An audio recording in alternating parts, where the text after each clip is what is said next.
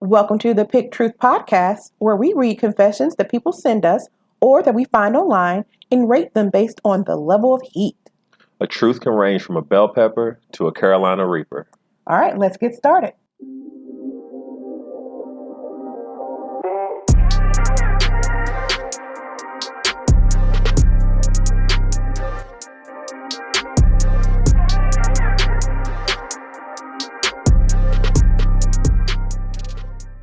Welcome back to another episode of Pick Truth. I'm your host, Dr. Vicky Harris, with my co-host, LaMont Hearn Jr. And we're here to bring the heat. So we kind of mentioned it last week that we went to Florida. We did a family trip to Florida and went to go to see the big man himself, Mickey Mouse. Yeah. We did see a glimpse of him in this COVID. Was he in a drop top? Was he in the convertible? Yeah, he was in the convertible. We saw him there. And then we also saw him in the restaurant right before we went to the Soarin' ride. When we went into the big old ride I was afraid of because I was not aware whether it was going to lift us up and gyrate us around. And I wasn't looking forward to that. But I was safe and I made it back. So that is good. Our kids had a good time. A ball. I had some medical emergencies, including being allergic to the sun and walking around. You were speeding. I was in a motorized wheelchair on our last day. So this is after Magic Kingdom, medieval times, Hollywood Studios, a day at the beach. Yep.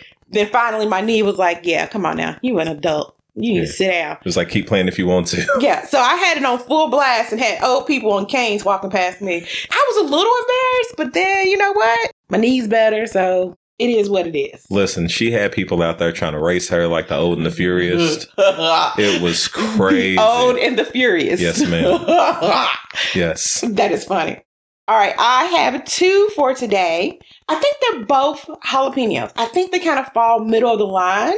They're a little lengthy, but I think they'll be interesting. How many do you have today? I have two. One that I think is just really going to be lighthearted and everyone's going to get enjoyment out of. But the other one I have, I'm thinking it's up there. Okay. Yeah. All right. So I'm going to go ahead and get started. So I'm going to read this one, and it's entitled, I Scratched My Mom's Car and Left My Neighbor Take the Blame. I never told a single soul about this. I was pretty young. I don't know how old, but at the age where you ride your bike around the neighborhood everywhere. I had a neighbor that was a few years younger than me, and we would hang out sometimes. Anyway, one day I was coming home and I rode up the driveway with my mom's car parked in it. It was a newish car. My parents were still protective about it. Well, I was going too slow and I lost my balance. I fell to the side and my handlebar gouged out a huge scratch right in the side of the car. Being a kid, I decided to pretend it didn't happen and hoped it would go away. Well, it didn't go away. My parents were absolutely furious and demanded to know if I had done it. But I just denied everything. I guess they believed me because they ended up questioning the kid next door, who they knew also rode his bike around our house. He also denied everything. Obviously, he had no idea what they were talking about. And he was adamant that I was lying and that it must have been me. But I kept denying it. To settle it, my parents decided to go get both of our bikes and line them up to see which set of handlebars would line up to the scratch. Unfortunately for the kid next door, his handlebars happened to be the same height as the scratch, while mine were taller. What my parents never realized is that I fell sideways at an angle, so the scratch happened at a lower height than my handlebars normally were. So anyway, my parents were pissed at him. I think they forbade him from riding his bike anywhere near our property and told his parents too. He obviously still maintained his story, but that just pissed my parents off more that he kept lying to them. Anyway, I'm sorry about that, bro. You really did me a solid. So my initial response to hearing this story is I thought his parents had real CSI mentality. That was my initial thought, like just how they were breaking it down, going back to the scene of the crime, trying to match up the handlebars and everything else. But then the fact that they didn't realize that he could have done that at an angle kind of let me down on that part. But as far as our ratings for this, I would say it's probably a Poblano because it doesn't surprise me that a kid would do something like this. I would have rated it probably higher towards a jalapeno if I would have heard the parents probably had a little bit more impact on the kid. Like, I don't know if the kid had to pay for it or the other parents rather. So if that would have happened, yeah, I probably would have said more of a jalapeno because that's super petty that not only did you get this kid in trouble, because nope. When I think about this, no, this is a jalapeno. Point blank, period. Because I'm sitting there thinking about the fact that this kid not only let someone else take the blame, that other kid probably got in trouble with his parents. On top of that, the other parents probably had to pay for this.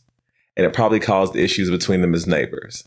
So there's a lot of drama that could have come from something so simple as this kid taking the responsibility for something they did. It's super petty. But as a kid, I mean, at that moment, I probably would have been just as scared. We didn't have a car growing up, so it would have been like the Tark bus. Yeah, I'm going to have to go with the jalapeno. And the reason why I think it's a jalapeno is because the parents, it was what I read when the parents didn't forbade him from riding near their property. But first of all, you don't own the sidewalk. Right. So the amount of angry neighbor stuff that will happen because don't ride your bike past my property and I live next door, that's not going to happen. I'm going to ride my bike here. Yeah. You know, and you can't stop me. Yeah. And I can understand why you were mad, but this is a lesson for parents. Don't go to your kids angry. Ask them calmly. If they would have been like, oh man, I wonder what happened to the side of the car. Hey babe, did you see what happened? Yeah, my bike fell. It's a lot easier for your children to respond to that than, oh my God, what happened to my car? Because I'm not going to tell you I did it either. Absolutely. I'll take that jalapeno. Like, not me. But the other part is the kid that didn't do it knows you're lying. So you've now messed that relationship up. Because if you lie on me and I get in trouble, first of all, you can tell the truth on me and I get in trouble when I was a kid. Right. I don't want to mess with you no more. Right. So you've lied on me and now it's worse. So I'm going to give you a jalapeno. Yeah. I'm going to say, I'm giving you a side eye. You need to go tell your parents you did it. Just go do it. Just go be like, hey, remember, well, unless you have crazy parents and they might take away your college fund. But like, just go back and say, remember that? I actually did it. But then again, they might harm you because it could have caused all kinds of feuds. There have been a lot worse that have neighbors set off. You could only, now that I think about it, I start to wonder if this was the linchpin for the other kid becoming like a criminal. Like, I'm just saying, you get blamed for something one time and your response to that is, no matter what I do, I'm wrong anyway. And I'm not saying that is what happened. I hope that isn't what occurred. But now that I think about it, yeah, that's absolutely a jalapeno because there's no telling what could have come from that. And your parents saying that they can't ride their bike past us, I don't think there's a force field that is made right now that's going to just block that part of the sidewalk. So, yeah, that one definitely deserves a side eye. So that's definitely a jalapeno for sure. All right, what do you got coming up? All right, so my first one is light, and I like to start with this one. The title is, I used to steal my grandma's Monopoly properties and sell them back to her. When I was 10 years old, I used to play Monopoly with my family, and whenever my grandma would turn around, I'd steal her properties and sell them back to her. I would sell them back to her at triple cost. She passed away more than 13 years ago, and I still feel bad. She would always be so sad she could never win. So Monopoly brings out the worst in people. I've seen it. Me and my husband, we've been together 10 years. We almost didn't make it past 4 months because of a game of Monopoly. Our safe word, like when one of us is kind of getting out of pocket, it literally is Monopoly. Wow. Like, hey, Monopoly, which means calm down, take a deep breath, don't throw the board, put the pin. So Monopoly, I don't know why there's so much angst around. And I have multiple versions of Monopoly. But me and my husband rarely ever play with each other. Yeah. And one time, for those that are listening, we had a Monopoly tournament. This is a few years back. This is well before COVID. And there was a couple there, close family couple. And she's just nice and sweet. And we're all playing Monopoly. And I'm a very competitive person. Most of us are very competitive in general. But when it comes to Monopoly, it's taken up a notch. But she was so calm, and then somewhere within that first hour of that game, she was no longer sweet. Yeah. She was outgunning for her husband. It was hilarious. I remember what happened. I remember that what happened was her husband was very strategic in how he was playing. He was wheeling and dealing while he was out there. He was making his moves, and one of his moves kind of crossed her in her game. And I remember from that point on, it was on. She was ready for it. And I picked the story because, as you know, I like to collect Monopoly boards. I got into that recently. What I thought was interesting with this story is I assumed that the grandmother probably knew that he was doing it. So for her, it really wasn't that big of a deal. She was just enjoying time with her grandson. And I guess making him feel good about what he thought he was doing was a benefit to her just in spending that time. I have to agree. If you're young enough, it's probably a bell pepper, I would say. It's probably a very mild truth because I've seen some very shady things happen with Monopoly. Listen, I have even changed the rules to Monopoly. Hold on. You changed the rules. Because remember we had you can land on my property 3 times without paying me. Oh, yeah. We had some very shady rules going on. Because technically that's, it's a house rule. Yeah. Listen, it's been years and we still have not had another Monopoly night. Like, I think that was so damaging that we should do it again now that COVID restrictions are slightly lifting. But it was an adult-only Monopoly night, and yeah. That was hectic. But you're right, and it's probably sweet that the grandmother, she knew. Yeah. And first of all, most people know when you're cheating, especially if you do it all the time. Right. But she just lets you win because she loves you. So have that good memory of your granny. That's pretty sweet, though. I would give it a bell pepper. Yeah, I agree. It's definitely a bell pepper. All right, so the next one I have up is titled, I like to play devil's advocate for as many things as I can, even if I disagree, just to test out the open-mindedness of people. I've definitely lost a lot of friends over the years doing this, but for some reason, I can't help but to be a fence sitter on social topics. I always try to be supportive to friends during socially tense or sensitive situations, but I always end up getting around to think of what's happening to the other person's head right now, or they might not be an asshole, but there's probably a reason for it that we don't understand 100%. I know most friends just want you to be 100% in their court, but I can't help but want to test someone's ability to get out of their own head and accept their view on something isn't the only view out there. I do it as respectfully as I can, and usually in the form of a question or hypothetical situation. But boy, have a lot of people dropped me from their social circles quickly just because I came across as unsupportive. I've been labeled as a fly on the wall, a fence sitter, a disloyal prick, a sociopath, and much more. I honestly have no problem being that guy, but it's starting to bother me just how many people aren't willing to think of from another person's perspective. I've always thought considering all sides of something to be the very best way to accept an outcome and move on. Of all the people I've met in my life, I can maybe count the truly open-minded people on a single hand. The sad part is, they are usually labeled by most other people in my life as weirdos or not worth being around. I guess I should be more open-minded and just accept that people want to be closed-minded for their own reasons. All right, so there's a lot to unpack in this one. First, let's start with the actual rating. Because you're a person who feels like you just have to kind of sit on the fence and kind of pick both sides, I don't know the topics, so I don't want to go too far with that. I would say this might be a Poblano because it is irritating to others based on our scale. I wouldn't necessarily say I give you a side eye for having to sit on the fence. Maybe that's just your thing. But again, that's because I don't know the topics. Mm-hmm. If we're getting into some more questionable things just in society in general that are kind of across the board, then yeah, I got an issue with those. However, he did mention needing to be more open-minded and then referencing other people being closed-minded. So at that point, he kind of is speaking of himself as well and maybe not realizing it and mentioning that he is closed-minded on some things. But it's an interesting position. I guess I've never really thought of the idea of straddling the fence intentionally just to seek everyone's opinion and then trying to get all viewpoints. I've tried to practice seeing things from other people's perspective, but never with the direct intention of just straddling the fence. I feel like I can still hold my opinion and still try to see where you come from. Mm-hmm. I don't know. I feel like that's interesting. How about yourself? I might follow you with the Poblano.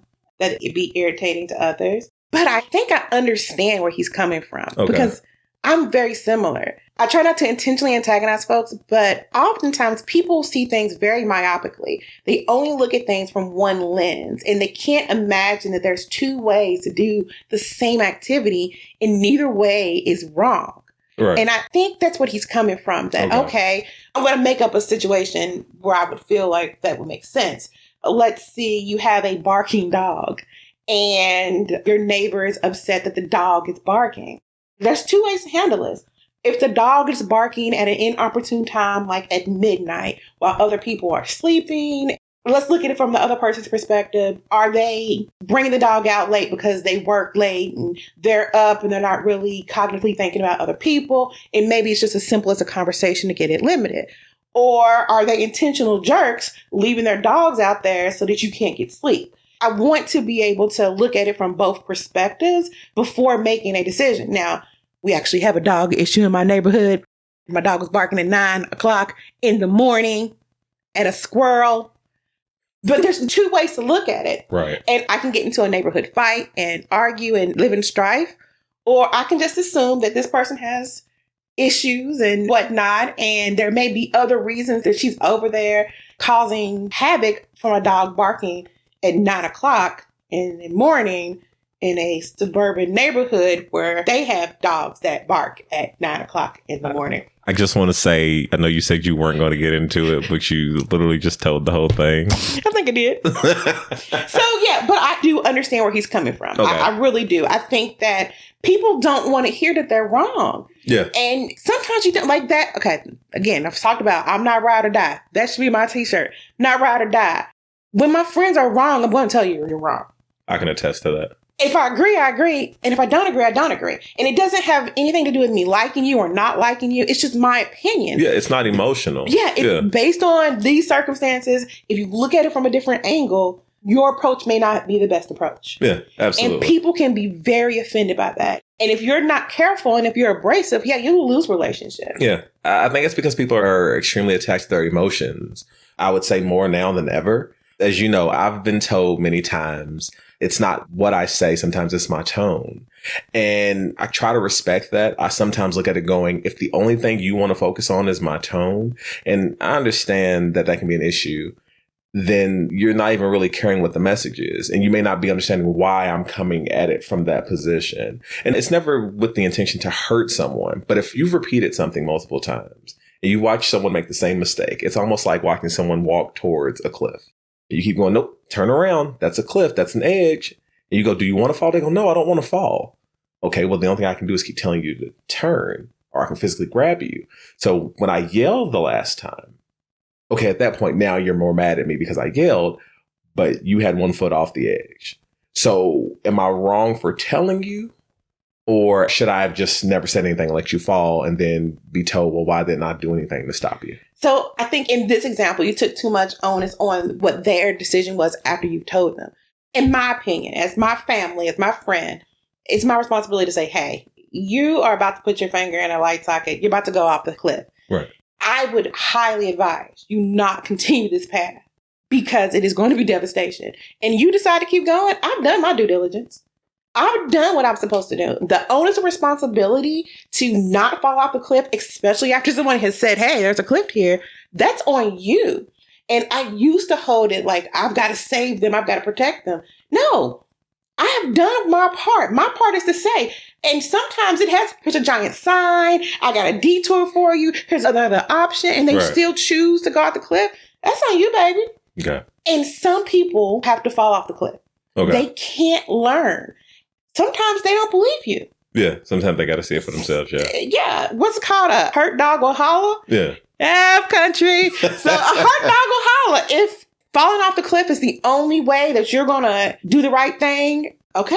It's going to be what it's going to be. I've done my due diligence. That's fair. But I think that's something I'm learning with, well, that I've learned with my mother, but I'm also trying to incorporate in my marriage and trying to be like, okay, yes, she's my wife, but it's not my responsibility to cover that part for her. Some of that stuff she still has to figure out. And I think that's the level of support I'm learning that's different, because most people talk about people being attached to their parents, where I was not dependent on my mother. My mother was dependent on me. So I was always so acclimated to having to cover her bases for whenever something messed up, I had to mend it. I had to do something to take care of it. So in getting in my marriage, almost never, but there's been instances where it's like, okay, let me cover this, where I probably don't have to. And it's probably caused issues that it didn't have to cause, Because when I mended it, I felt more overwhelmed for having to take care of it. So my response to doing that probably was epiphany, the moment's occurring. Very interesting. Okay, cool. Yeah, that works. Yeah. All right. Do you have another one? Yes, I do. The title is I Lied to My Friends About Having Cancer So They Would Spend More Time With Me. That's a reaper. Okay. Okay. I am disabled. I have a mental illness, OCD, and I'm homeschooled. So I have almost no friends. I lied to my friends on Discord that I have cancer and that I have less than a year to live, so they would spend more time playing video games and chatting with me. It's been a long time since I last talked to them, so they probably think I'm dead if they even remember me. I've given up playing video games for 6 months now because I'm too busy studying. Recently, I remembered that I lied to them about having cancer, and I'm really embarrassed. I tried to go on Discord to message them that I am alive and that I didn't have cancer, but I lost access to my account. I tried to find the 2FA backup codes on my laptop, but I don't think I saved them because I'm stupid. Regret has been eating me alive for days now because I can't message them. I fear karma very much. I'm a terrible person. Okay. I was preemptive in my Reaper. It's definitely at minimal a Thai chili with WTF, I'm judging you. Yeah. But why is there such an epidemic for people wanting attention, no matter what kind of attention it is? That's not the attention you want, but it's more like people with Munchausen and Munchausen by proxy. Mm-hmm. They pretend to be ill or sick so that they can get attention and love and adoration. That is a sickness in itself with the other mental illness that you mentioned. So that's out there. My father-in-law died of cancer yesterday. It was his second bout of cancer. We was diagnosed. We went to go see him immediately. We found out on a Thursday and we were there the next Tuesday to go see him. It's 6 hours away. He would call us after his chemo treatments. He was in good spirits up until, I think, the last 4 days. We think he got some bad news. They had to push off a surgery. And so he passed. He passed away yesterday. And it's a lot. It's hard on my husband. It's hard on my children. It's hard on me. My stepmother-in-law, all of that, my brother. I can't imagine wanting attention so bad that I pretend I have cancer.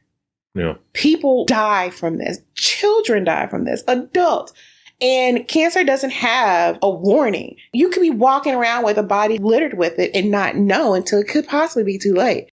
The universe is set up that, okay, now that you said it, you're going to get it. I don't think that. But I do think you need to consider why you would think that claiming to have cancer is a good way to get friends. Because you really didn't think that through. What are you going to do in a year? You still here, homie. Yeah. Like, we can still see you. I guess you're a survivor. Yeah. It's weird. It's a Thai chili. Because, and I'm only giving you the Thai, not the Reaper, just because you want to tell them you don't have cancer. Like, you at least have this umption to say, hey, guys, I made this up because you're going to lose those friends. Even if they were friends, like, yo, who lies about cancer? Yeah, like that's definitely a bridge too far. Yeah. And I know that's a thing I say, but that really is by definition a bridge way too far. Right. Yeah. When I read it initially, I understood that there was some emotional heartstrings being pulled in there. But I agree with you. It's definitely a Thai chili. I'm definitely judging you. While I understand the need for friends, I don't think that's the level that you should play in. But I do think that is something that is represented highly in this society we're in now, because while we have social media and we seem like we're more closely connected, we've never been more distant. Because now, instead of it being who you are, like you can't hide who you are in front of someone. Now it's always a representation of what you want to show. People always talk about it. You know, you go online on Facebook or Instagram or somewhere and you see people's trips and all the excitement. But what you don't see is the blemishes. Well, some people. But you don't see is the allergic reaction to the sun that sends you to the emergency room. but you post those. But see, that's the thing. But you post those. But like you said, you've been with your husband for 10 years. And I think we're at the same amount of time. You just got married the year before we did.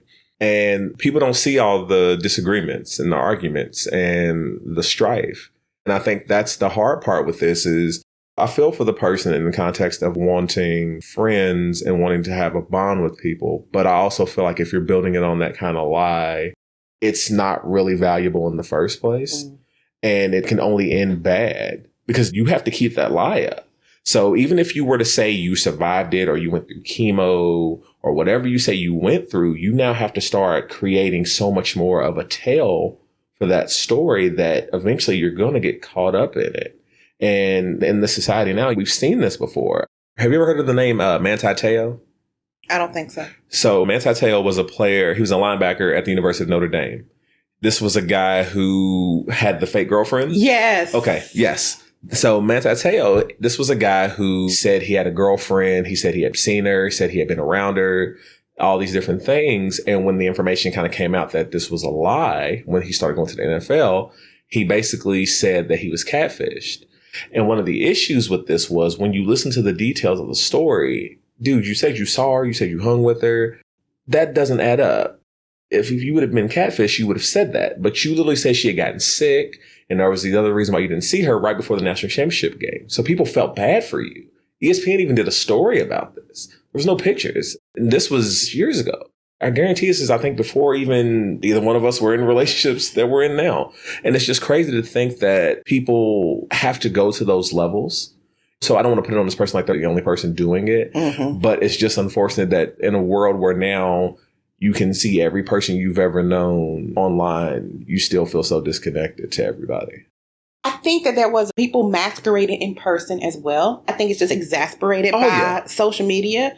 And I think that needing to belong, I think we don't cultivate that enough. Like, especially in the U.S., like this independent nature that we have and this ability to strike it out on your own. You don't need anybody. Well, in reality, you absolutely need human contact and relationship. And it's sad. And it's hard because there are things that prevent people from having good relationships. I was one of those. I had people around me, but I didn't know how to cultivate relationships because my mental health wasn't right. Right. And so people in those situations that we're describing, I have cancer, I have a fake girlfriend that I want the world to know about, which makes no sense because you just made it worse. Right. All those things happen because you have this void you need to fill and not feeling like you're going to be able to find that you're good enough. And this may sound real cheesy, but you are. So for anyone that's listening, who you are is good enough. You like anime, that's good enough. You like country music, that's good enough. You like skateboarding, that's good enough. There are people out there who are just like you, who like the things that you do. It may not be in your family circle. It may not be in your school immediately. There are a lot of people who like the same things that you do, that you can build relationships with, but you have to not be afraid that, okay, I might look like a weirdo because I like anime. Well, okay, then fine, I'll be that. Or to Lamont's point, he collects Monopolies. I just by default collect them because I just like to buy them a lot. Yeah. But I do have close to well over 100 board games. That would be considered geeky. And I'm comfortable with that. I love murder mysteries. Seriously, I don't know anybody who has not played a murder mystery game with me in some form or fashion or gone to a show. I've done both. There are people on a train.